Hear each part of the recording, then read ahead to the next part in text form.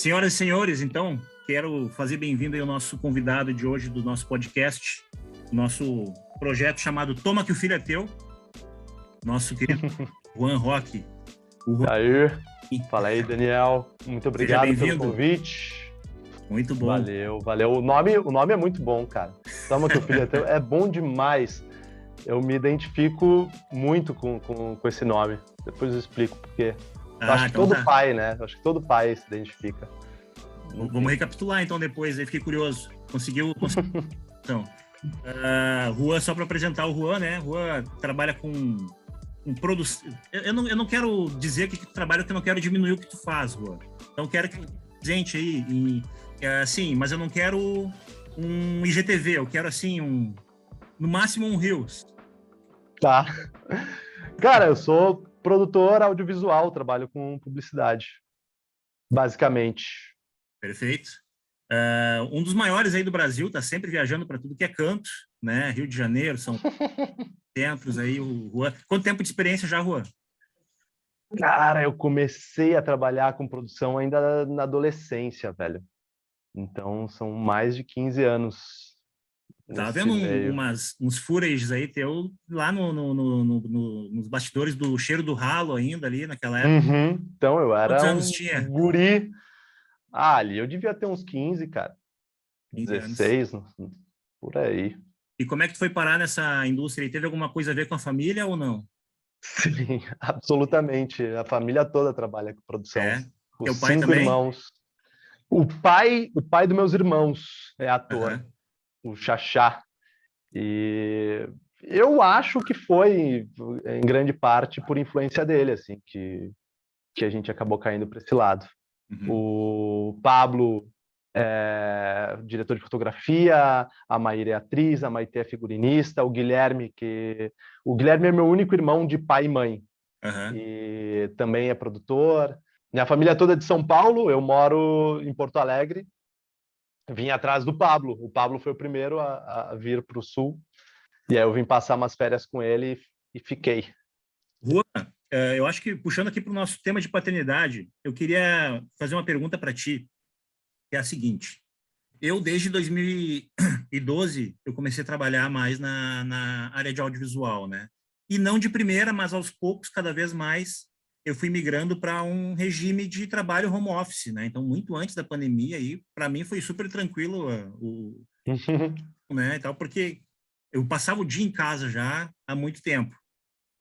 Mas a minha pergunta que fica é assim, às vezes eu penso que a gente que trabalha em casa, né, eu não sei o quanto tu passa em casa, mas eu acredito que deve passar mais tempo em casa que uma pessoa que trabalha, né, naquele regime aí da era da época da Revolução Industrial ainda ali. Cara, às vezes eu fico num dilema, que é o seguinte, o meu filho, eu passo muito tempo em casa no computador, e o meu filho se criou sem ver o pai dele chegar em casa do trabalho, né, tirar a gravata, guardar o carro, etc. E eu penso que às vezes isso foi uma luta que eu tive por muito tempo assim comigo. Eu pensava assim, puxa vida, será que eu estou conseguindo ser uma referência de trabalho para o meu filho? Será que ele pensa que eu passo o dia no computador? Mas ao mesmo tempo, assim como tu tem essa rotina de poder passar mais tempo em casa com a tua família por conta da tua profissão, a tua profissão também te tira de casa por muito tempo. Então, entrando num outro dilema ao mesmo tempo, que é o de acabar tendo que ficar muito tempo fora de casa e perder algumas coisas dentro da tua da criação da Dorinha, né? Cara, qual dos dois bate mais em ti? Os dois batem? Cara, eu acho tudo um tanto quanto relativo, assim, porque já aconteceu de estar em casa e absolutamente ausente. Eu já explico o raciocínio. E já aconteceu de, cara, eu estar filmando, mas estar com a cabeça mais tranquila para poder dar atenção para Dora, assim. Eu acho essa questão de se trabalhar fora ou se trabalha em casa, eu acho que isso é relativo. Eu acho que o que importa é o tempo bom, né? O tempo de mente presente que você tem para estar ali com o teu filho, poder sentar no chão e brincar e tal. Eu até, era uma conversa que eu tinha com uma pessoa que trabalhava comigo na época da Guts, que ela fala, pô, eu chego em casa, vou brincar com meu filho e fico pensando no orçamento que tem que entregar no outro dia. Pelo amor de Deus, não faça isso. O orçamento vai estar aqui te esperando no dia seguinte, quando tu for sentar para brincar com o teu filho, brinca com o teu filho, né? E é impressionante como as crianças sentem, cara, quando tu tá estressado, quando tu tá assoberbado, assim, né? Eu acho que isso é o mais importante. O lance aconteceu uma vez com a gente, velho, e para mim foi muito marcante. A gente tava com muito trabalho e a Cris agora tá trabalhando comigo, né? Já faz bastante tempo. E a Dorinha sentiu muito isso, assim, a gente estava muito estressado e aí a gente foi buscar ela na escola e a professora comentou com a gente, olha, eu acho que ela não está bem, ela está muito quieta, amuada. E aí a gente chegou em casa, porque aquilo foi um tapa pra gente, né? Poxa, o que será que está acontecendo? E aí a gente se desligou, isso fez com que a gente se desligasse um pouco do trabalho, né? E eu lembro da gente sentado com ela na cama e ela brincando com a gente, tipo, dando gargalhada. E aí a gente se ligou, cara, que ela tava sentindo que a gente estava estressado, ela tava sacando que a gente não estava podendo dar atenção para ela. E, de novo, isso independe de estar ou não de corpo presente, né? Às vezes tu tá lá, mas tu tá estressado, tu tá com a cabeça em outro lugar, pode ser até pior, né? Até bom que tu esteja em outro Fora de lugar. casa, Cara, eu comecei a chorar, velho, e falei isso pra Cris, falei, olha, cadê a criança que tava moada, que tava... Eu fiquei mal de ver que, na real, era um reflexo da nossa condição ali, né, do estresse do trabalho e tal. Sim. E eu acho que esse é o grande desafio. Eu acho que o grande desafio, independente se você trabalha em casa, se você trabalha fora, é você conseguir separar o que é, né, o momento de trabalho e o momento de sentar no chão e brincar com teu filho, né? Por mais que tu esteja com muito trabalho, cara, respeitar um domingo que seja para, né, ir andar de bicicleta com teu filho e tal. Acho que isso que conta, assim. E uma hora a conta chega, né, Rua? Cara que não tem tempo para participar de nada com o filho, na verdade é um cara que não tem tempo para nada. Né? Porque se para o teu filho tu não tem tempo, provavelmente tu não tem tempo para praticar um exercício, provavelmente não tem tempo para relaxar, para, enfim, né, para poder receber outras coisas que são vitais para a vida também, né? Exatamente. E aí A a vida conta é um chega. equilíbrio. Aí a conta chega, né? Cortisol alto, assim vai indo, e daqui a pouco a gente é obrigado a um pouquinho, né? Então tem que equilibrar mesmo. Verdade. Cara, isso é o que norteia a grandíssima maior parte das minhas decisões no dia a dia, assim. Até com relação a trabalho, assim, né? Eu lembro que houveram alguns momentos na vida em que eu tive que escolher o que fazer profissionalmente falando, e eu acho que tem muita gente que trabalha por trabalhar e quer sempre mais e não para pensar o que é realmente importante, né? Não existe um equilíbrio, né, entre todas essas Sim. frentes. E não se permite, né? A pessoa mesmo, às vezes, acaba se sabotando dentro desse sistema, assim, né? Desse modo de trabalho. Cara, já estou acostumado a fazer isso sempre, não posso parar, tem que ser assim. A verdade é que às vezes falta a pessoa mesmo se conversar com ela mesma, né, cara? Conseguir enxergar e, cara, não tá bom, tem alguma coisa errada comigo, e é essencial. E sabe que quando eu comecei a trabalhar em casa, porque como eu falei, né, de 2012 para cá, eu comecei a adotar cada vez um regime que foi cada vez gerando mais home office. Em 2015 ele virou totalmente home office. E uma coisa que eu comecei a perceber era, eu tive uma dificuldade para começar esse regime home office de trabalho. Porque o que acontece? A partir de agora, o papai está em casa o dia inteiro, todos os dias. E é difícil para todo mundo. É difícil para Uhum, que estou começando nessa rotina. É difícil uhum, pra esposa, né? Se tu mora com a tua esposa, é difícil para ela também, porque tu tá ali o dia inteiro, né? Então, se ela precisa de alguma coisa de ti, ela vai te chamar na hora que ela precisar. E para o teu filho é mais difícil ainda, porque o papai inteiro. E ele entende menos ainda a questão de prioridades, né? E de organizar um horário. E eu lembro que no início eu comecei a ver que um dos grandes desafios que eu ia ter era de que o meu filho estava recebendo muito mais não do que o filho de um pai que trabalha fora. O que acontece? O pai que uhum, tá fora, tá? Não tá em casa, o filho não pede nada para ele. O pai chega em casa, ele é, a princípio, né, numa rotina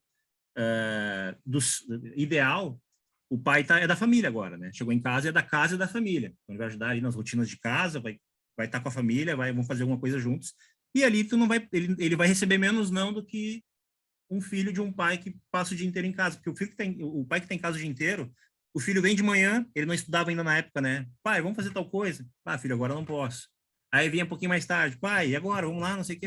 Ah, filho, agora não dá, não terminei ainda o que eu tenho que fazer aqui. Aí vem de tarde, a mesma coisa. E às vezes o home office, se tu não cuida, ele invade à noite. E isso acontecia comigo também.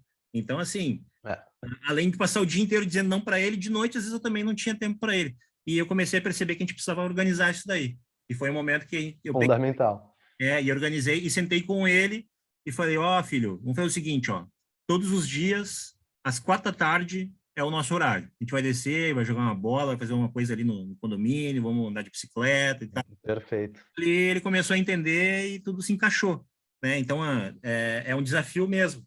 A gente É, tanto passar o tempo inteiro em casa, quanto passar muito tempo fora. Sempre é um desafio, né? mas as coisas sempre se encaixam, cara. É aquela máxima, né, de que as pessoas geralmente dizem que não se sentem preparadas para ser pai e tal, ou porque, cara, eu preciso ter um carro maior para poder ter um filho, ou eu preciso ter minha casa própria, né? E aí, o meu irmão sempre me dizia isso, né, o Pablo, que, cara, a criança vem e as coisas se ajeitam, ela traz com ela as coisas precisa, que ela precisa, né?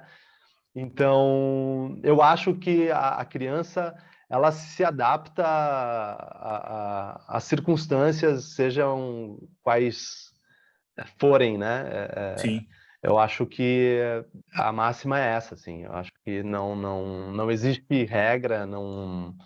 Eu acho que o que existe é a parceria, né, da família e tudo se encaixa, assim. Eu acho que É. esta é a moral. Eu também trabalho em casa. Eu também trabalho em casa desde muito antes da pandemia. A minha rotina praticamente não mudou, né? Porque Uhum. eu já tinha migrado para esse sistema. Na época da Guts, a gente começou já a experimentar o lance do home office e quando eu saí da Guts, eu resolvi implementar isso de vez, assim, no meu Aham. sistema de trabalho. Sim. E o que foi, cara, genial, porque a Libre nasceu, que é a minha produtora, Aham.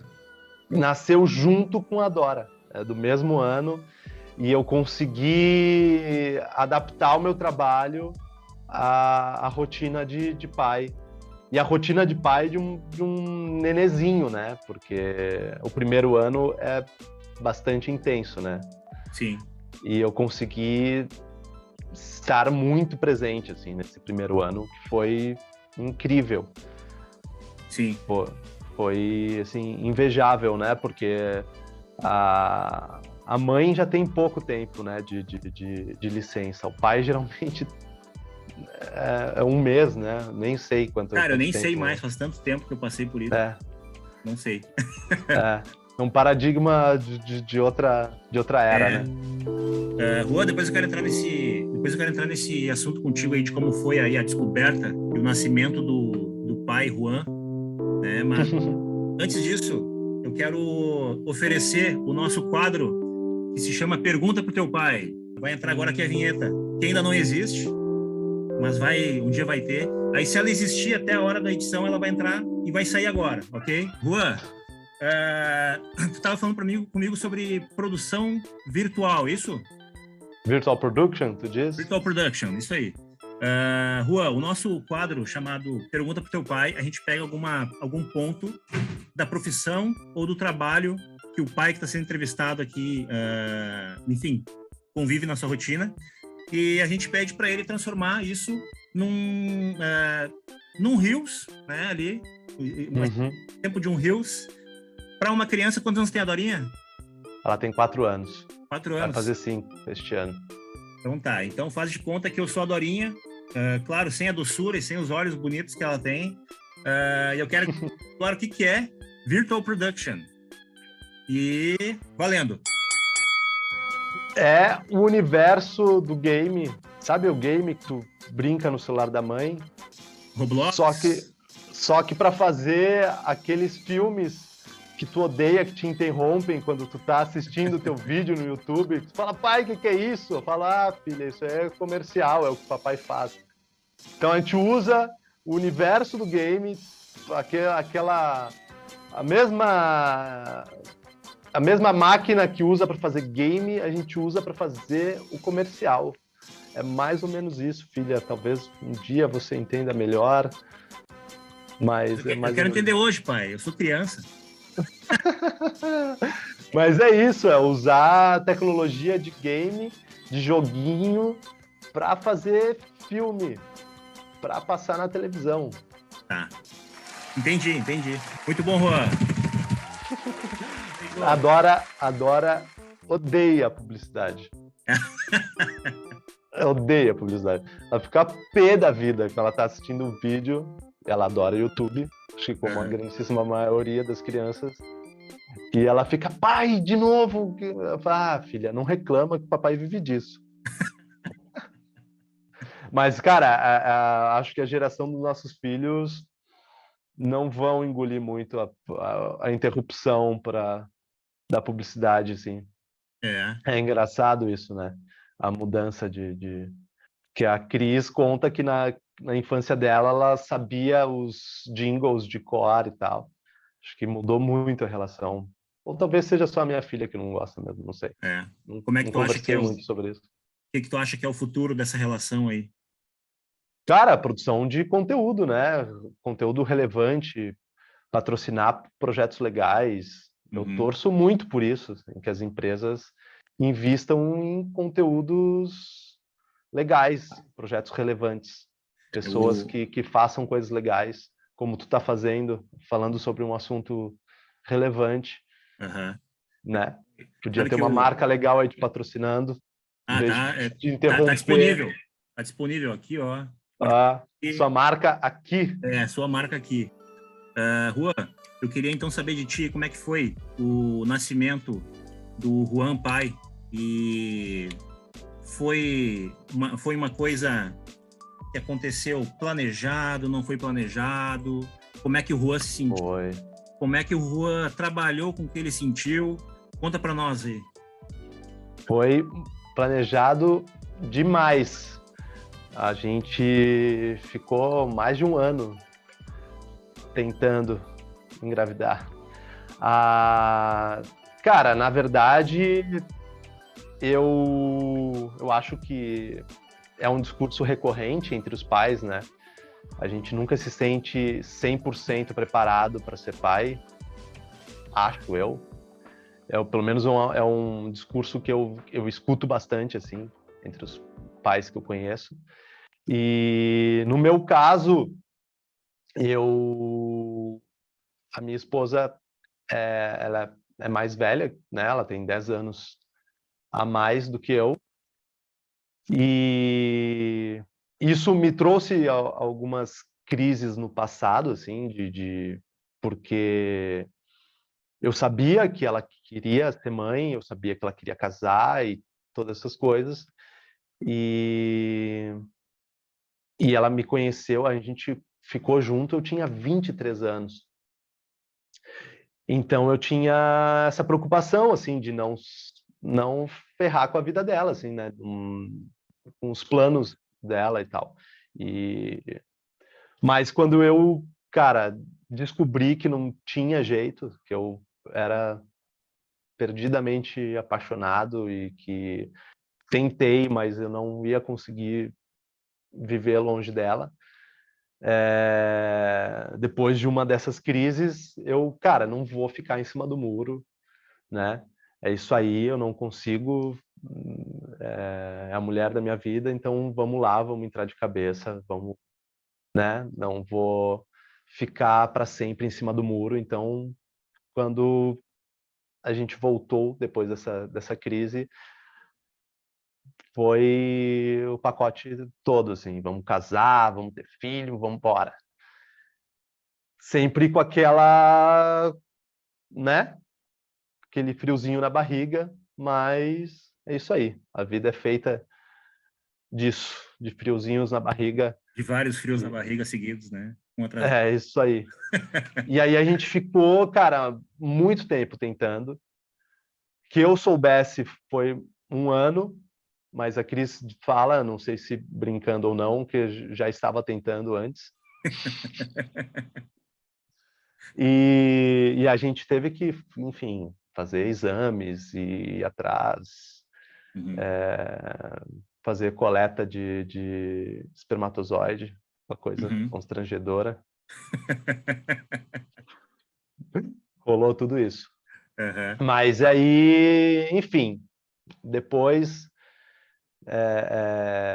de um exame lá que a Cris fez e tal, se descobriu qual era a razão das tentativas não estarem rolando, e aí a gente conseguiu, deu certo.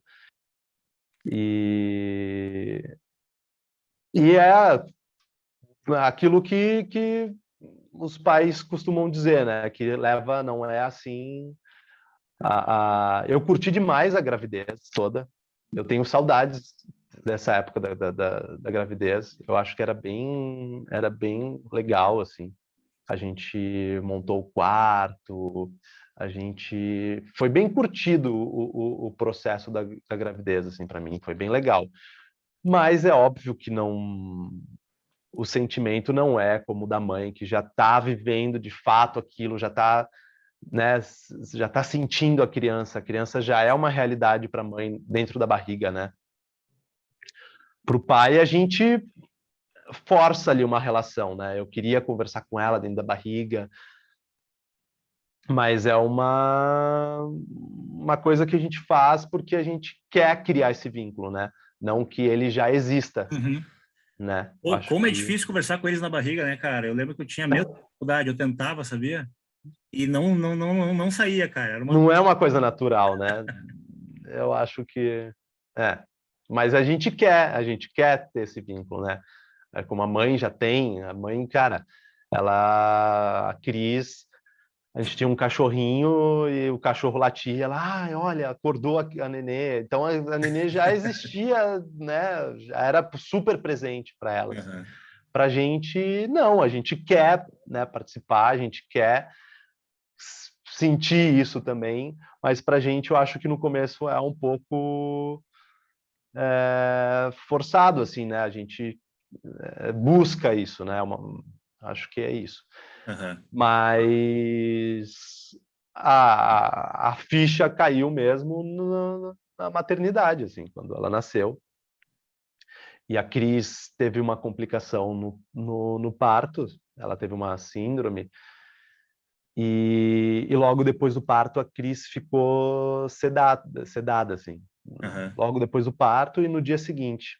E a gente não foi para o quarto de imediato, ela ficou um tempo ali em observação e tal.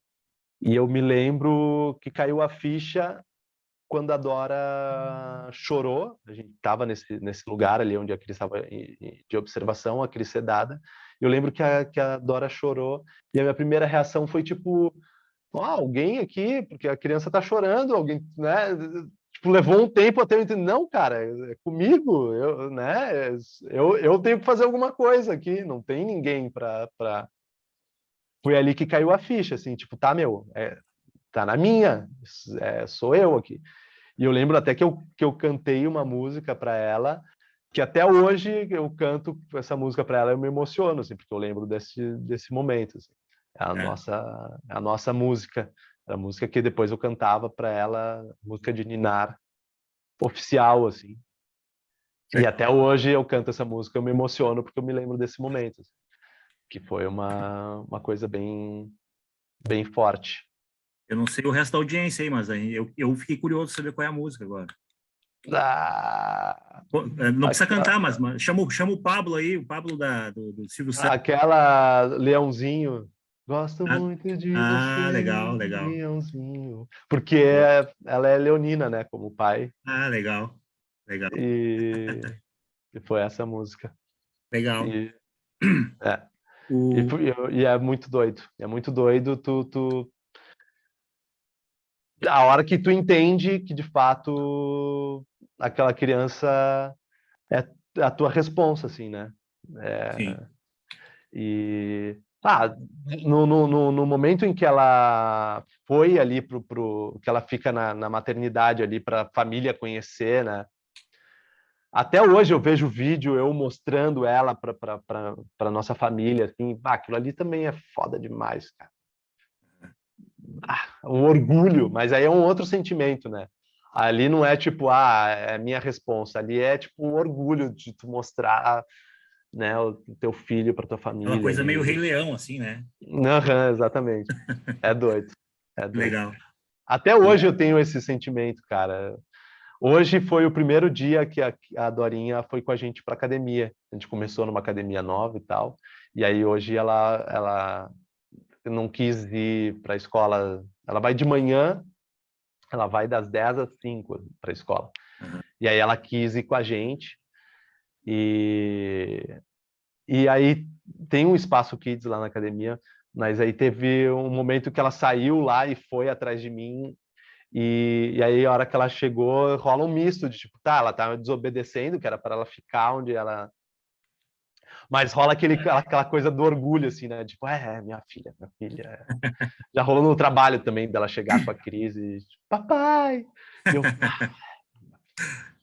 Não, isso aí é o maior, cara, é o maior depoimento que alguém pode receber, é o jeito que teu filho te recebe em casa ou te encontra na rua, é, cara, aí não, ninguém pode falar nada sobre ti, dependendo do jeito como a criança é, chega, né? É é. orgulho Eu mesmo. adoro buscar ela na escola por causa disso. Quando ela É. faz festa, papai!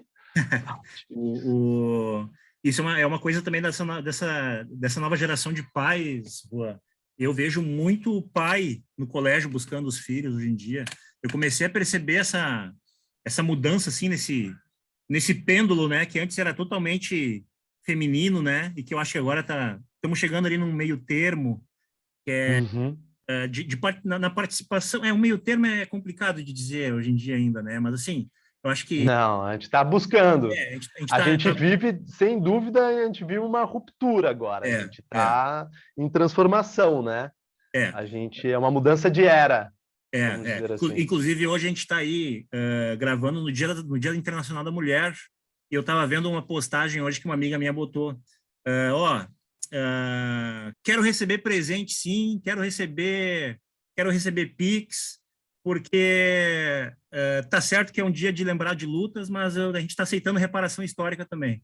Uhum, né? Então, mas na verdade, sim, uma coisa que eu percebi nesse pêndulo que a gente tem tentado buscar agora, enfim, né, correr atrás desse prejuízo. Eu comecei a perceber isso quando eu comecei a levar o Samuel na natação. Há alguns anos atrás, ele começou a fazer natação, e quem ficava esperando os filhos ali 90% era pai. E tinha uma mãe que ficava de fora ali também, e era uma mãe que se dava bem com todos os pais ali também, então era realmente uma confraria, assim, Uhum. né? Então era muito bacana. E eu estava lembrando não sei se tu já viu o TED Talk do Piangers, que ele fala sobre os pais antigos e o pai atual, os pais atuais, né? Não vi, cara. Não, é muito interessante, recomendo, mas tem um trechinho que ele fala que antigamente, como é que era o pai visto, né? Ele chegava em casa e assim, tava todo mundo brincando na sala, e aí quando chegava o carro do pai, parecia que tinha chegado um mafioso, assim. Daí a mãe falava, guarda tudo rápido, o pai de vocês chegou, vamos lá, todo mundo senta comportado. Que loucura. Entrava era aquele, né? Você abria o jornal ali, eu ligava a TV e a gente tinha que ficar, né? A minha realidade até não foi essa, né? O meu pai sempre foi muito divertido, muito participativo ali, brincalhão. Mas hoje em dia, cara, chega em casa, te tocam uma bola na cabeça. Sim, sim, é muito pelo contrário. Agora chegou, toma aí, É. toma que o filho é teu. Isso aí, o filho é teu, né? Mas é uma ruptura mesmo, né, que a gente tem passado, e eu acho que é um exercício muito grande para nós, né, Juan? Mas eu acho que é um exercício também que deve estar exigindo bastante das mulheres, das mães, Sem dúvida, sem dúvida. irem abrir espaço para nós, porque a gente cresceu, né? Nós, homens e mulheres, a gente cresceu vendo uma sociedade onde a mãe que cuida tudo, é a mãe que separa a roupa, é a mãe que prepara o lanche, é a mãe que lembra Sim, é uma o construção dos dois o remédio está lados. acabando. Então, é uma desconstrução, exatamente, né? Dos dois lados, dos dois né? lados. E é muito difícil para ambos, com certeza. Posso falar por mim, né? Eu sempre tive essa preocupação e, percebo até hoje a dificuldade de ambos nessa construção, assim, de um novo paradigma para a paternidade. Eu fazia uma reflexão, um exercício, né, para não cair na armadilha de estar o tempo inteiro pedindo as coisas para a Cris ou perguntando as coisas para a Cris, de pensar o que eu faria se eu fosse pai solteiro, tá? Nessa circunstância aqui, o que eu faria se eu fosse um pai solteiro, né? Na hora de escolher uma roupa, na hora de, enfim, de tomar alguma decisão. Mas a gente tem um lance que é importante que ambos entendam, é que não existe só um jeito de se fazer, né? Não existe um jeito certo de criar uma criança, de educar uma criança. Existem várias formas muitas vezes existe o jeito do pai e existe o jeito da mãe, né? E eu acho que é importante que a mãe também entenda isso, né? Não é porque senão vai acontecer de que o jeito do pai está sempre errado e isso também vai desestimular o pai, né? Não estou dizendo que a culpa seja das mulheres, absolutamente, de forma alguma. Eu acho que é uma conscientização de ambos para Uhum. que isso funcione, né? E eu já conversei muito sobre a Cris com relação a isso, sabe? Para não acontecer de tipo, tá, a roupinha que o pai escolhe é sempre a roupinha errada, né? Ou acaba que a mãe sempre arruma o armário, é sempre a mãe que sabe onde estão as coisas, né? Mas eu tô muito, muito, muito longe de ser exemplar, assim, e me chateia muito não conseguir, né, chegar no 50-50, que seria o ideal. Se bem que eu acho que cada relação é uma relação e o que é combinado entre pai e mãe é o que vale, né? Pode até Uhum. acontecer o contrário. Sei lá, tu tem uma mãe que trabalhe mais, que tem um trabalho que exija mais, tenha menos tempo e acabe o pai tendo mais atribuições do que a mãe, né? Acho que Sim. isso também acontece, embora com certeza não seja o padrão ainda. Uhum. Mas eu lembro uma vez que a gente viajou, a gente foi para Canela e a Dora ficou doente e estava com febre e a gente, poxa, a gente precisa dar um remédio para baixar a febre e tal. E aí a Cris, claro, claro, eu tenho aqui. E eu nunca ia me passar pela cabeça pegar o remédio, sabe? E essas coisas me chateiam. Eu gostaria de ter esse cuidado, eu gostaria de ter essa consciência e de ser eu a pessoa que lembrou de pegar o remédio, sabe? Uhum. Mas isso não aconteceu e isso não acontece com muita frequência. E a questão é que me chateia. Talvez, se não tivesse, se eu de fato fosse um pai solteiro, eu ia passar aperto 1, 2 vezes e ia aprender e nunca mais ia esquecer o remédio. Sim. Mas o fato é que é a Cris que lembra, na grandíssima maioria das vezes. Mas é toda uma construção, né?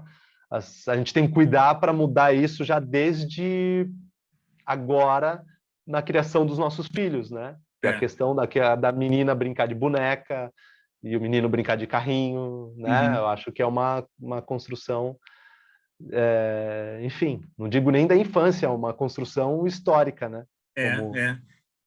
Não, esse negócio de montar, né, a bolsa do passeio, né? Geralmente é a mãe que sabe tudo que vai dentro, tudo que não pode faltar. E pais, assim, que são mais atentos para tentar equilibrar essa balança, né, que é o que a gente está falando aqui, Rua. Como tu te esforça, como eu também tenho me esforçado e muitos outros pais têm se esforçado hoje em dia, né, nos tempos que a gente está vivendo. Pais como a gente, eu não sei tu, mas eu me sinto, às vezes, me bate um sentimento de impostor, sabe? Pô, o cara que está tentando aí, se esforçando para conscientizar e levantar questões importantes, de vez em quando a gente dá umas escorregadas boas, assim, e na hora a gente pensa, cara, o que eu estou fazendo, né? Eu estava te contando antes ali sobre a situação que eu passei com o material escolar do meu filho esse ano agora.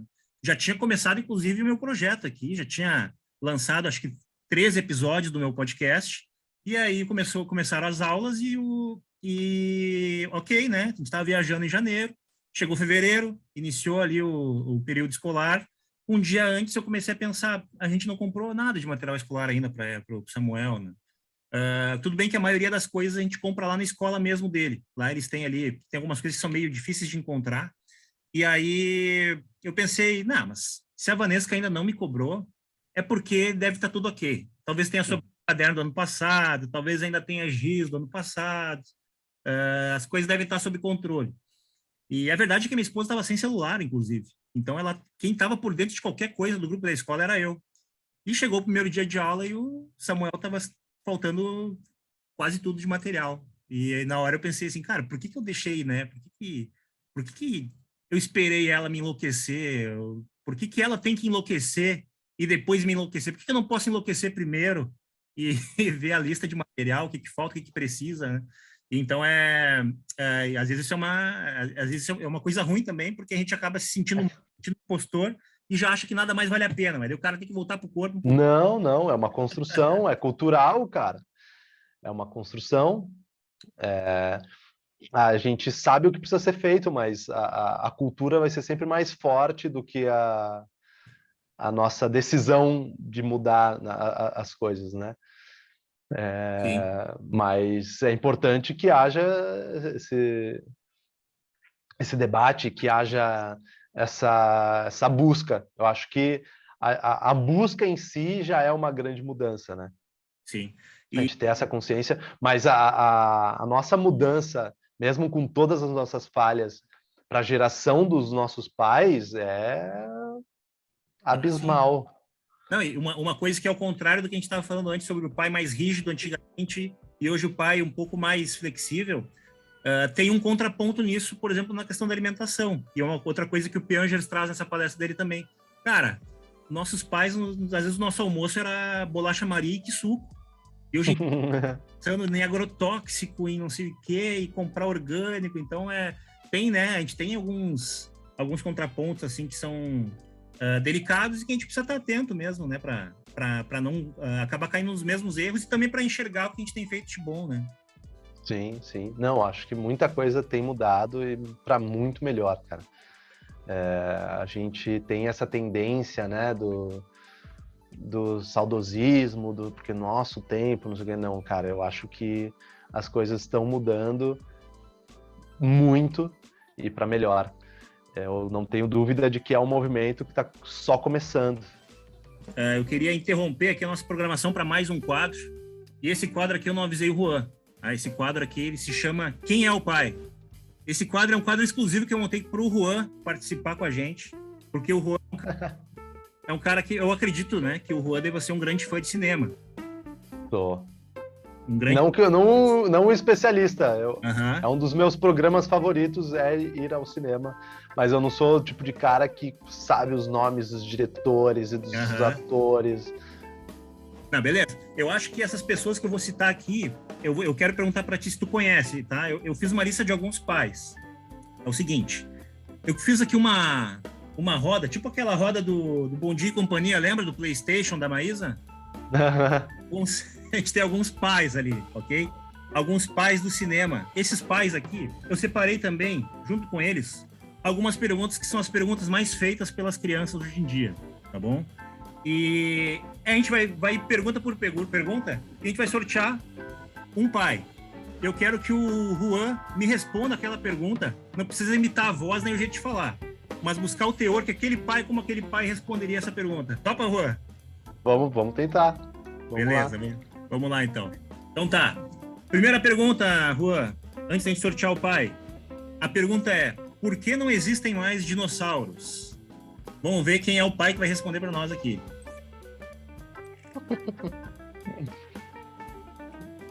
Deu uma travada, mas eu consegui entender a pergunta. É que o pessoal é bem escandaloso, né? Michael Kyle, por que não existem mais dinossauros? Por que não existem mais dinossauros? Michael Kyle. Não existe mais dinossauros porque eles não se reproduzem mais, porque eles não... Caramba, que difícil, cara. Michael Kyle. É uma encrenca. A gente gosta de deixar os convidados em encrenca. O Michael Kyle. Cara, porque tudo foi pelos ares. Porque eles morreram, e era isso. Muito bom. Não foi muito bom. O Michael Kyle era também botar os filhos no lugar deles, assim, né? Então... Ah, qual é, pai? Você é dono de uma frota de caminhões, temos dinheiro. Não, eu tenho dinheiro. Você é Durango. Por exemplo. É verdade. Ele diria também. Ele tratava as crianças de igual para igual, né? Eu acho que é uma estratégia que muitas vezes funciona, cara. Eu já vi muitos diretores dirigindo crianças e usando essa estratégia, assim, de tratar de igual para igual e, cara, dá certo. Funcionar. Funciona bem. Talvez ele dissesse que é porque os filhos dos dinossauros resolveram só cantar rap e não trabalhar, e pararam de ter dinheiro para sobreviver, alguma coisa. Acho que ele daria o papo reto da forma menos sutil possível. Eles explodiram um pedaço de dinossauro para todos os lados. Vamos lá. Pergunta número 2. Por que adultos choram quando estão felizes? Por que adultos choram quando estão felizes? Quem é o pai? Vamos ver.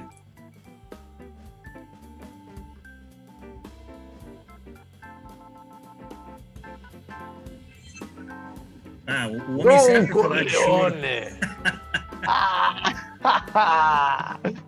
Ele diria: homens não choram. Volto. Ele diria: meu filho, jamais deixem te ver chorando. Jamais deixem que te vejam chorando. Só choramos, família. Look on the mask, my boy. Vamos lá, mais uma. Essa aqui é boa, Rua. Eu acredito que já deve ter ouvido. Por que eu não posso ficar acordado até mais tarde que nem vocês? Bora! Vamos lá.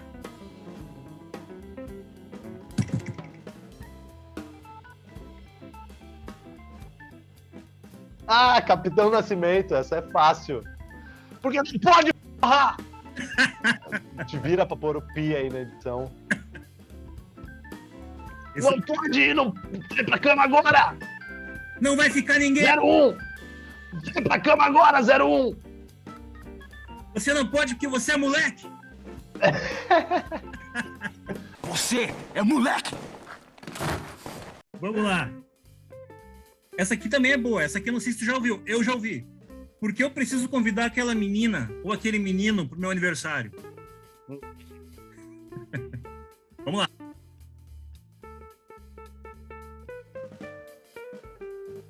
Lineu. Lineu. Lineuzinho. Lineuzinho é Lineuzinho é bom. bonzinho. Ele ia explicar com jeitinho, paciência, porque ele é seu coleguinha e você precisa ser legal com ele. É um Paizão. paizão fofão, né? Coisa mais querida. Porque ele vai ficar triste se você não convidar, porque você foi convidado para o aniversário dele. E acho que é isso. Essa é a resposta que eu dou às vezes, né? A gente tem que convidar porque eles nos convidaram pro dele, né? Às vezes a gente joga limpo com ele, né? Claro, eu sei que a gente sabe que tu não gosta, né? Mas algumas coisas a gente tem que fazer porque tem que fazer. Está tudo errado! Está tudo errado! Muito bom, muito bom. Aê! Muito bem. É um desafio, né? Mas esses pais aí, os pais da televisão, sabe que eu contei no outro episódio que eu fiz um curso de storytelling da Pixar, uma época que a academia da Pixar estava oferecendo gratuitamente e tal, né? E é muito interessante, cara, muito legal os caras falando sobre como eles criaram as histórias que eles criaram. E aí eu estava vendo o criador do Monstros S.A. contando que ele criou a história do Monstros S.A. porque ele estava passando por um momento na vida dele que ele tinha virado pai. E ele Olha aí. o Sullivan, às vezes, e às vezes ele sentia o outro, que eu não lembro o nome do outro, que é aquele que é um olhinho, né? Uhum. Cuidando daquela menina, assim. Então, assim, é aquela coisa atrapalhada, assim, enquanto isso a criança tá de boa, né? Não tá se assustando. Às vezes chora, dele não sabe o que fazer. Então, ele falou que a história do Monstro S.A. foi inspirada na experiência de paternidade que ele estava passando. E aí tinha um exercício que falava sobre... pedia para a gente pensar no nosso filme da Disney favorito e pensar por que talvez aquele filme era o nosso filme favorito, pensando na experiência de vida que a gente estava passando, né, ou que a gente passou, enfim. E eu comecei a me lembrar da minha experiência de vida na época que eu decorei Rei Leão na época que lançou, assim, tinha fita, né? E, cara, eu decorei, assim, eu lembro que às vezes eu ia deitar de noite para dormir, eu repassava todo o script na minha cabeça inteira, assim. E eu me lembrei que nessa época, era uma época que meu pai trabalhava com vendas. A gente tinha se mudado de Porto Alegre a Passo Fundo para uma proposta de venda que ele tinha recebido lá de emprego com vendas e tal. E essa proposta exigia que ele viajasse bastante a trabalho. E ele passava muito tempo fora de casa. Vários dias, às vezes a semana inteira, dormindo fora e tal.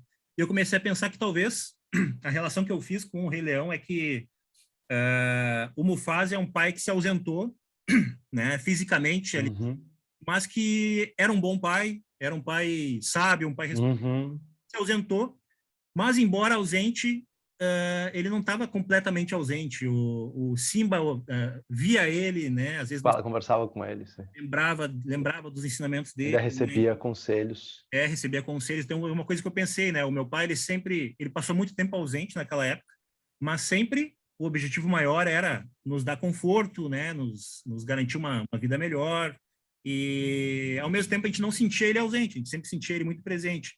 Então, essas histórias, né, de paternidade, tu vê, Rei Leão eu acho que era 94, mais ou menos, quando foi lançado, 94, ali, né, e se a gente tivesse atento desde muito novo, a gente já tinha bons ensinamentos para tirar dali. Dos filmes antigos. Tem algum que tu lembra que te marcou também, Juan? A Vida é Bela. Me marcou por 2 motivos. Pelo filme em si, eu assisti, eu era bem novinho, não sei quantos anos eu tinha, mas era uma criança.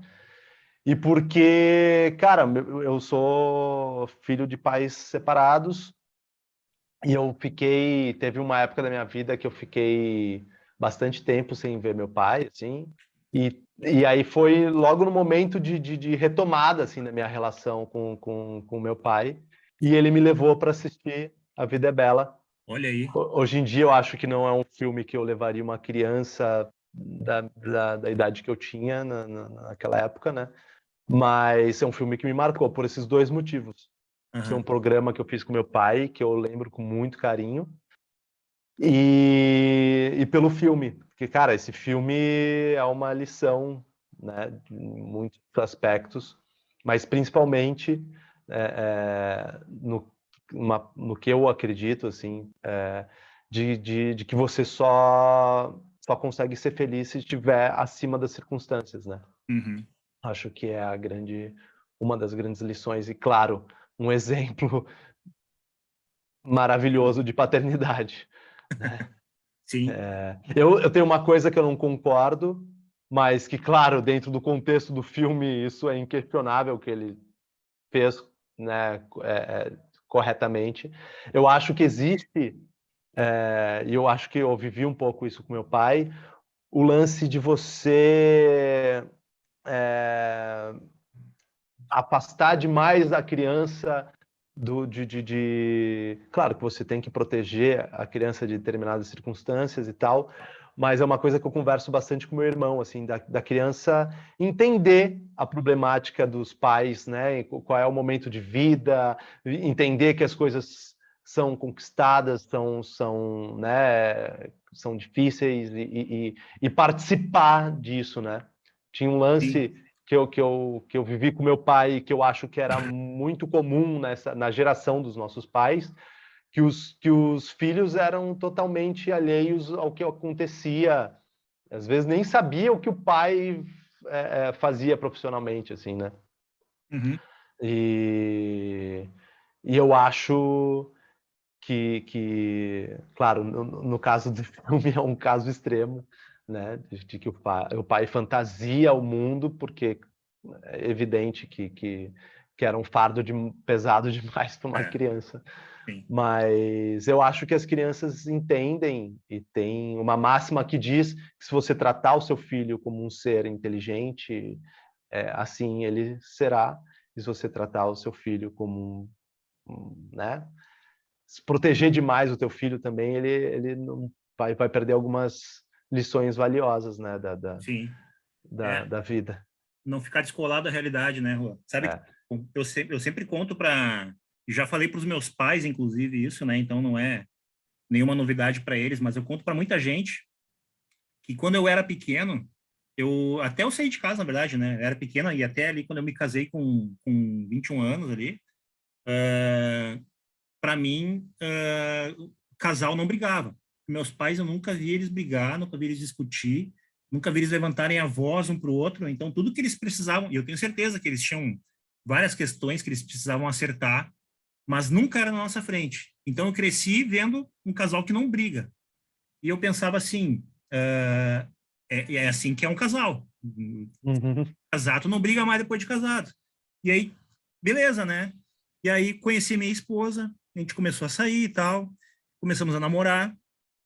E, cara, no início, a gente tinha alguns atritos bem grandes, assim, né? Como todo casal, claro. Pois é. Algumas discussões, assim, bem mais calorosas, assim, né? Não era nada assim, se escandalizar, né? Mas era uma coisa que, assim, para quem cresceu sem ver os pais brigarem, eu pensava assim, cara, isso que não vai dar certo, né? E depois que a gente casou, continuamos, assim, tendo algumas discussões. Eu pensei, a gente vai ter que separar, porque a gente briga demais. Sim, para ti o casal não poderia ter não se impasses briga. e nem atritos. Não, e assim, e aí o tempo foi passando, a gente começou a ver que não é bem assim, né? Todo mundo tem isso, suas diferenças, e no início do casamento é um desafio muito grande, né? Porque são duas pessoas que, assim, a gente namorou um ano antes de casar, não nos conhecemos antes, nunca tínhamos nos visto, e é uma adaptação. Eu acho que a gente saiu muito bem até para essa loucura que a gente fez, né? E até hoje, assim, a gente tem discussões, mas hoje em dia a gente briga por coisa. Quando eu falo briga, às vezes tem uma discussão um pouco mais incisiva, né? Mas uma discussão assim um pouco mais forte é por razões que são muito raras, assim. São algumas coisas bem pontuais.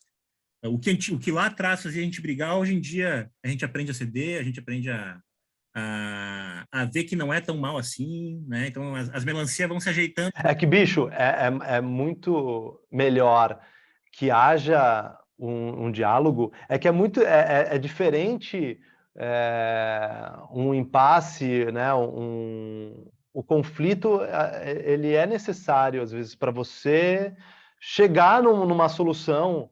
Quase sempre é possível chegar em soluções que agradem ambos os lados, enfim, né?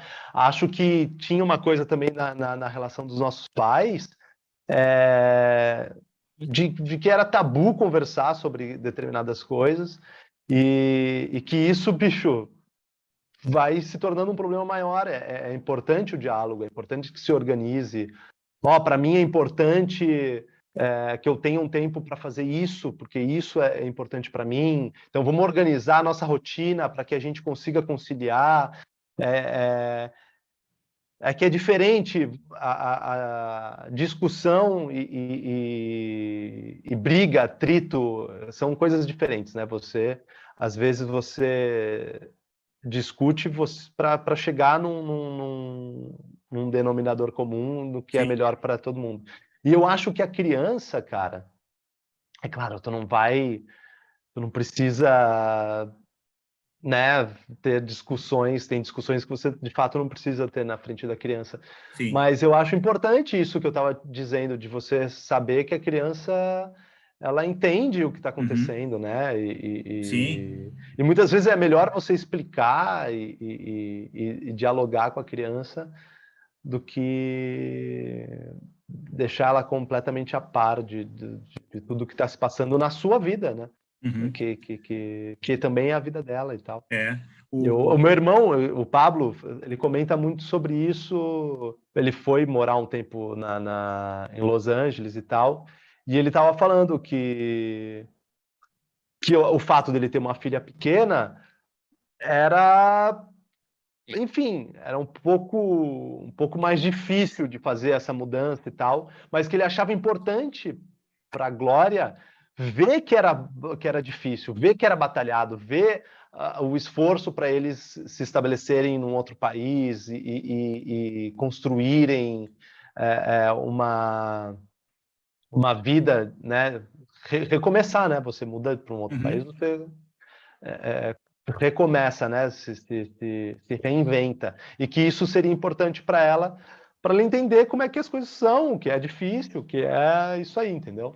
Diferente de crianças, muitas vezes, que nascem numa família em que, bicho, tem tudo, né? Não passa aperto, vamos dizer assim.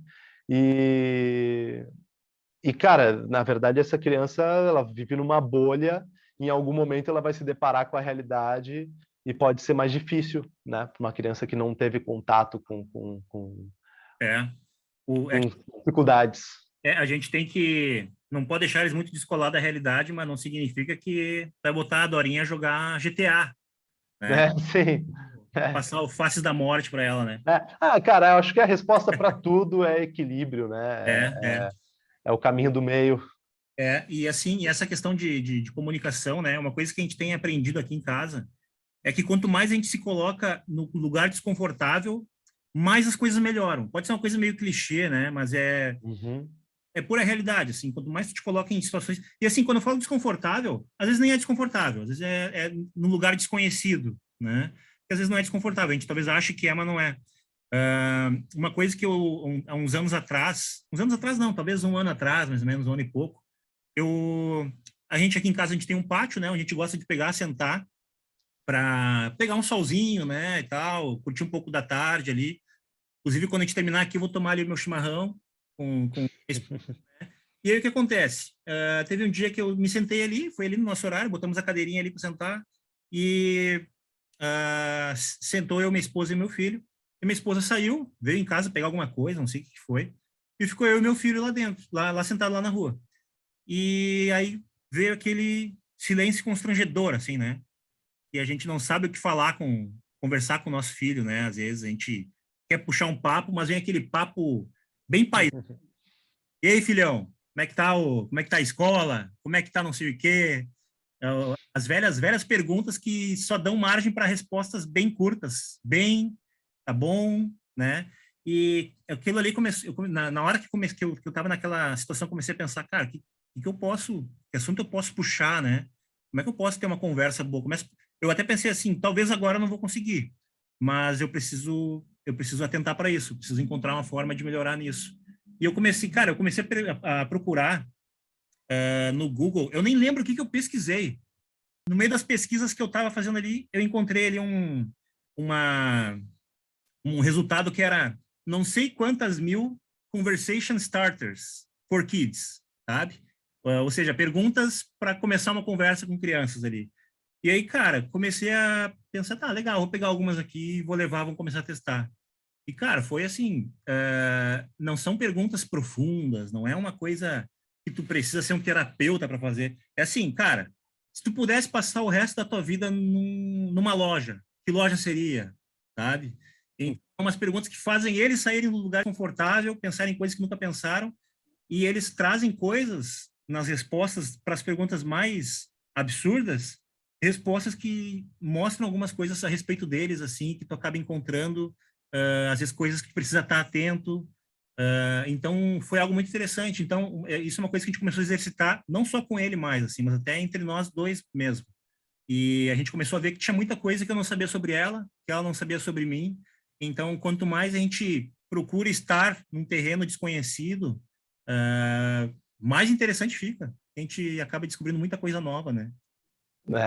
Daí as crianças são incríveis, né, nesse aspecto, assim, de espontaneidade, de trazer coisas, enfim, de serem verdadeiras, né, Uhum. numa resposta É e uma, eu, é uma mente sem vício, sem resposta, já que ela ouviu o resto da vida, a vida inteira, e traz o mesmo senso comum, né? é, é. Eu sigo um cara que eu curto muito, que é o Murilo Gun, já ouviu Ah, sim. falar?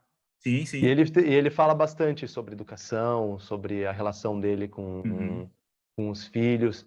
E ele fala muito isso, para a gente estar atento às crianças, o que elas têm para nos dizer, o que elas têm para nos ensinar, porque elas são, de fato, elas enxergam coisas que a gente não enxerga, assim, né? Elas têm um outro radar, assim. E ele fala, cara, eu até vi um vídeo que ele diz que às vezes ele tenta realizar os pedidos mais esdrúxulos da filhinha dele, claro, se for possível, Aham. porque porque às vezes eles sentem coisas que a gente não sente. E ele contou lá de uma vez que a filha pediu alguma coisa para ele no meio da noite, não sei o quê. E aí ele desceu e, sei lá, tinha. Eu não me lembro exatamente, mas tinha, sei lá, um Aham. bicho tinha entrado na casa dele, sabe? Aham. Tipo, que as crianças elas sentem coisas e percebem coisas que a Sim. gente. Então, às vezes, as coisas mais as respostas mais esdrúxulas, enfim, tem coisas ali por trás, né? Existem outras Sim. layers ali que a gente precisa ficar atento É. e as crianças, eu tenho essa consciência, né? Espero que eu continue tendo de aprender com a minha filha. Assim. Eu acho que as outras gerações, né, que nos antecederam, eles tinham essa coisa de achar que só tem que ensinar, né, para os filhos e tal. Cara, eu tenho um apetite muito forte de aprender com a minha filha, assim, porque eu morro de medo de virar o tiozão que não sabe o que está rolando e de entrar naquele discurso de que no meu tempo as coisas Uhum. eram melhores, né? Sim. E então eu tenho muito isso assim no diálogo com a minha filha de tentar entender o que mudou, o que ela percebe de uma outra forma, como é que ela enxerga as coisas e tal.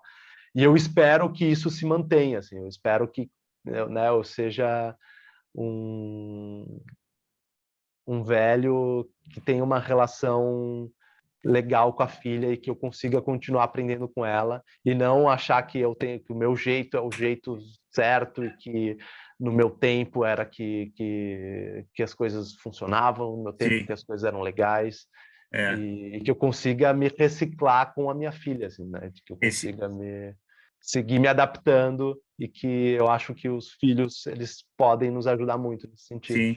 Esse negócio do no meu tempo é uma coisa que eu acho muito engraçado quando eu vejo aquelas postagens bem, como é que chama, cara? Bem boomer, sabe? Que por exemplo, se você... Se você conhece isso, você tem mais Aham. de tantos anos, né? Cara, se esses não foram os brinquedos da sua infância, você não sabe que foi uma infância legal. Aí tem um peão, uma bola. E aí eu penso assim, cara, eu gostava de jogar peão, eu gostava de jogar bola, eu entendo que era legal, mas agora, Mas o Play 5 é muito mais legal, cara, cara. esses dias eu botei um óculos, eu tava jogando, o meu irmão trouxe lá dos Estados Unidos um óculos de realidade virtual. E eu Eu tenho comecei dois. a jogar, cara, aqueles jogos de música com sabre, sabe? E, cara, Beat Saber. não tem comparação, né? É outra coisa, assim. É claro que, assim, é o papo todo que a gente está tendo, né? Equilíbrio. Passar o dia inteiro naquilo dali é um problema. Eu fiz eu fiz alguns cursos de futurismo, tá? Uhum. Eu adoro novas tecnologias, eu adoro fazer o exercício de pensar como é que as coisas poderiam ser, como é que a gente poderia se organizar de uma outra forma. Eu adoro questionar como as coisas funcionam. E aí eu fiz um dos primeiros cursos de futurismo que eu fiz com o Thiago Matos. Ele começa o curso falando isso, assim, que se alguma coisa já existia quando você nasceu, você não entende aquilo como tecnologia.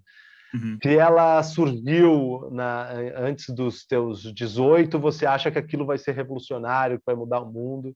E se ela surgiu depois dos 30, você acha que a gente não precisa disso, tem que ver bem isso aí, se isso aí é seguro. Picaretagem, É, NFT é lavagem de dinheiro, essa coisa. E aí, cara, eu espero conseguir manter isso cara, tá o tempo inteiro aberto e para ouvir, né, da Dora o que tem, qual é a cena do momento, assim, né? Sim. A cena do momento talvez entregue um pouco a idade, né? Enfim. É verdade. Mas é isso aí, cara. Assim, então é isso, né? A gente acaba, eu acho que em resumo, a gente acaba vivendo sempre nessa questão aí de tentar encontrar um equilíbrio em tudo, né? Porque, né, o Samuel, ele estuda numa escola de pedagogia Waldorf, e assim, a escola é uma escola completamente avessa às tecnologias ali dentro da escola. E aí eles falam, né, que eles trabalham com a ideia de setênios, que a cada 7 anos da tua vida existe uma grande mudança, né? Então, os 3 primeiros setênios, eles classificam de que do 1 aos 7 anos, a criança, a imagem que a gente tem que passar para a criança é que o mundo é bom, dos 7 aos 14, o mundo é belo, e dos 14 ao 21, o mundo é verdadeiro. Então, a gente tem que, mais ou menos, eu acho que esse é o jogo de equilíbrio que a gente precisa ter quando a gente fala sobre essa questão de não descolar eles da realidade, né? E fazer com que eles não percam, porque assim, que nem a gente estava falando, as crianças, elas têm respostas e perguntas completamente fora do senso comum, e a gente não quer que elas percam aquilo. E quanto mais a gente trouxer isso para a realidade, talvez antes eles vão acabar perdendo, e se for um pouco depois também, vão acabar também sendo prejudicados, né? Então a gente tem que estar sabendo acompanhar, né, essa evolução deles, para que eles vejam o mundo como belo, no momento que é para ver como belo, como bom no momento que é para ver como bom, e como verdadeiro no momento que é para começar a ver como verdadeiro, né? Mas é um exercício constante, né, Juan? Eu não sei se... eu não quero tomar muito mais do teu tempo, mas sim, eu acho que tu falou bastante agora nesse final aí sobre o que tu quer para o futuro, né, como pai, talvez daqui a um tempo aí como avô também, né, porque o tempo passa rápido, e a única coisa que sobra são aquelas porcaria daquelas lembranças do Facebook e do Google Fotos, te lembrando que há 5 anos atrás o teu filho era de um jeito e tu pensa, puxa vida, que saudade daquele nenê. E aí tu só pensa que daqui a pouco, daqui a 5 anos, tu vai estar vendo o dia de hoje e pensando, puxa vida, como meu filho era nenê. Então o cara tem que aproveitar cada momento, né? Então Tem que aproveitar cada momento. a gente estar sempre atento, né? Porque eles crescem muito rápido, né? E, cara, eu não sei se tu quer deixar alguma mensagem para encerrar. Aí eu queria deixar o tempo para ti, para que tu pudesse, enfim, né? Falar o que vem ao teu coração a respeito dessa experiência que tu tá tendo como pai. E, enfim, o microfone é todo teu agora. Certo, valeu. Cara, é impressionante como a gente sente o tempo de uma forma muito mais... enfim, percebe mais a passagem do tempo quando tu tem um filho, né? Porque é de um dia para o outro as coisas mudam. De um dia para o outro ela aprende uma coisa nova e você percebe muito mais o tempo, assim. Isso para mim é um tanto quanto impressionante, assim. Ver a Dora do tamanho que ela tá hoje, falando as coisas que ela fala, assim, às vezes é um tapa e é isso. E te faz perceber da importância de estar presente, de viver o agora, porque passa rápido e cara, não é só a infância dessa criança, né, que passa rápido. Tudo passa rápido, a tua vida passa muito rápido e a importância de estar presente. Acho que as crianças elas têm muito para nos ensinar. Eu acho que se eu puder, né, dar algum conselho para um pai novo aí, enfim, alguém que está para ser pai, de que as coisas se encaixam, as crianças... Isso foi uma coisa que meu irmão me falou quando a Cris estava grávida, de que as coisas se encaixam, as crianças trazem com elas o que elas precisam. E é isso, assim, ó, escutem os seus filhos, estejam presentes, vivam cada minutinho que vocês tiverem ali para estar com a criança, de estar presente. Lembre-se de estar presente, de viver o agora. Acho que é isso, velho. Esse é o recado. E eu tô aprendendo a ser pai, né, cara? A gente nunca... Agora você se sente um pai pronto, preparado. Nem a pau. Não, Nem não a mesmo. pau. Eu tô de todos os dias me lembrando. Eu tenho uma coisa que eu faço e que eu acho muito importante.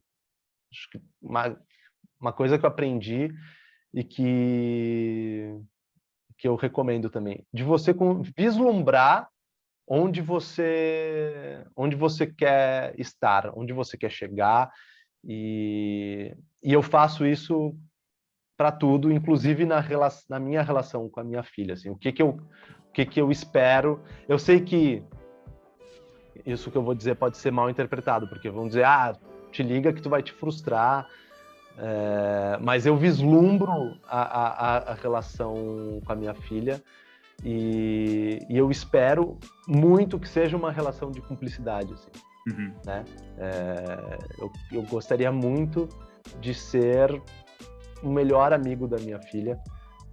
Eu sei que também existe muita crítica com relação a isso. Não, pai não é amigo, são coisas diferentes e tal, mas eu espero ter uma relação mais próxima possível desse ideal, assim, de ser um baita cúmplice, um baita amigão, e que a gente possa trocar, e que, como eu já disse, que eu possa aprender com ela, como eu já aprendo diariamente.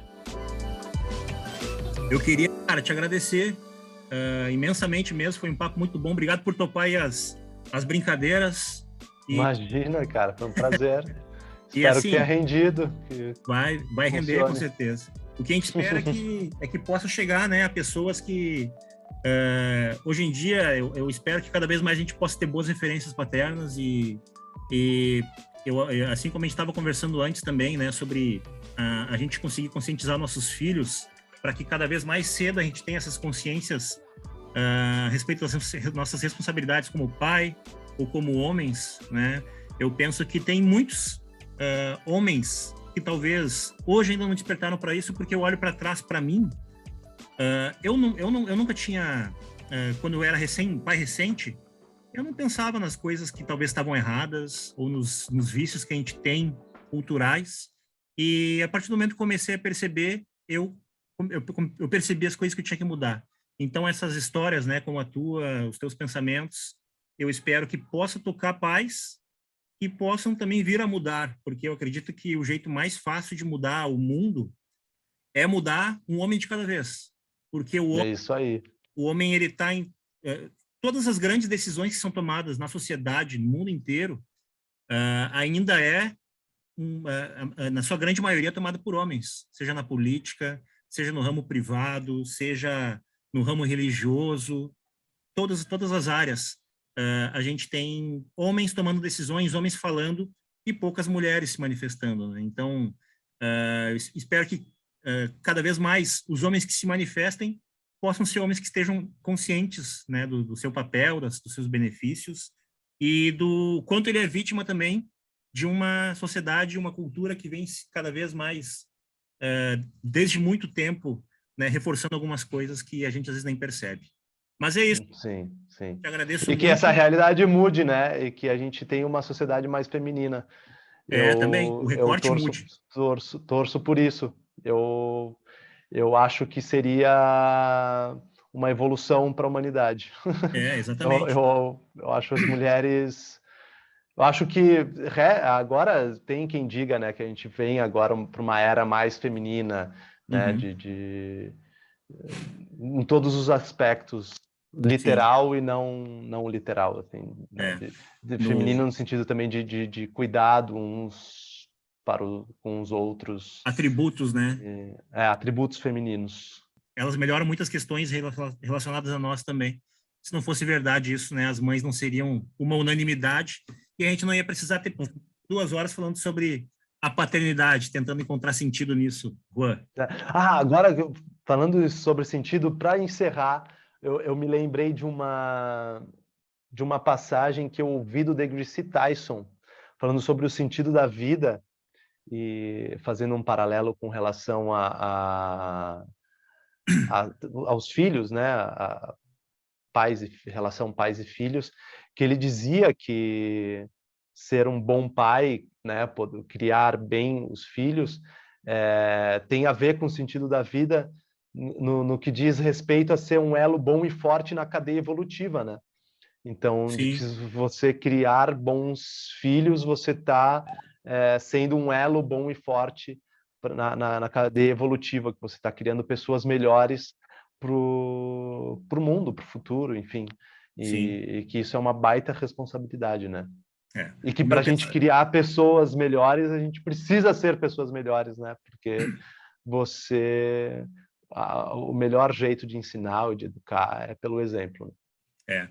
Eu penso isso aí também. Eu penso que ter filhos e criar filhos, para mim, é o maior ato revolucionário que a gente pode fazer aqui nesse planeta, né? Mas, Juan, brigadão, cara. Sempre o pessoal que quiser aí encontrar o Juan, né, ver ele falando um pouco mais, vocês podem ver ali atrás, está escrito "E agora, produtor", isso tem a ver aí com alguns projetos dele, o Juan. A tua arroba, Juan, @Juan Rock? Juan Rock, @Juan Rock. Vou colocar na descrição ali embaixo, o pessoal que quiser ir lá conhecer um pouco mais dele, da Dorinha, ele compartilha bastante coisa da família dele, da Cris, e é sempre coisas muito interessantes. Esses dias ele estava lá gravando um novo programa do Marcos Mion, então nesse nível aí. O homem é desse... Então sigam lá. Valeu, tá bom? Valeu, obrigadão. Eu que agradeço aí, Juan. E aqui a nossa, vocês já conhecem também, @Dani Salcedo, e nosso canal no YouTube. Quem achar interessante aí, compartilha aí para outros amigos, pais e etc., e levar essa mensagem para outras pessoas.